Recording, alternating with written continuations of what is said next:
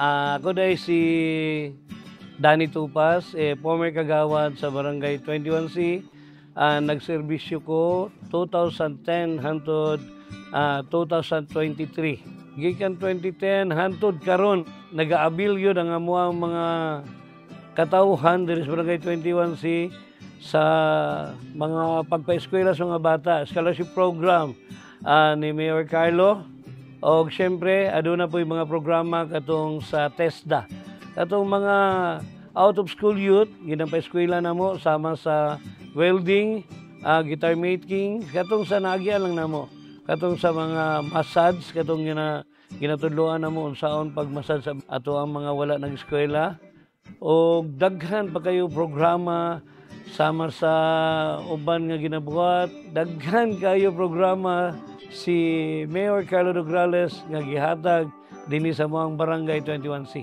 Ang ako lang yung ikasulti ki Congressman Carlo Nograles mga kaigsunan katong time unya karon running for mayor.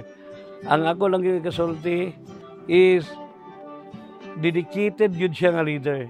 Dedicated nga leader pasabot ana nga muhands-on gyud siya, dili siya magpasagad. Dili siya magpasagad sa katawhan o ginatabangan yun niya ang mga tao kutob sa iyahang mahimo.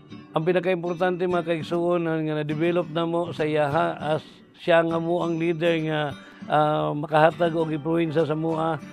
Ang dapat yun, ang amuang patakaran sa Team Nograles mga kaigsuonan is kinahanglan serbisyo lang permanente. Serbisyo ang paistoryahon, dili istorya ang paserbisyon. Pasabutan na mga kaigsuonan, lihok sa ta, lihok, una ta mo istorya. Dili pwede, sige lang tag-istorya, walay serbisyo. Mauna ang patakaran sa Team Nograles mga kaigsunan. Mga kaigsunan, asayod ta nga si Mayor Carlo, kauban na nato gikan 2010 sa iyang pagka-congressman. Pero siyempre, idungag po na ako, kauban na nato sila sa iyahang amahan, Boy Nograles, sa una, itong former speaker. O ang ato ang kauban karon si Carlo Nograles sa iyahang congressman for 9 years sa iyang tulo ka term pagserbisyo isip congressman. O mga kaigsunan, nindot pug kayo nga ato gihapon siyang makauban isip mayor diri sa siyudad sa Davao para sa kabag-uhan dinhi sa ato ang siyudad.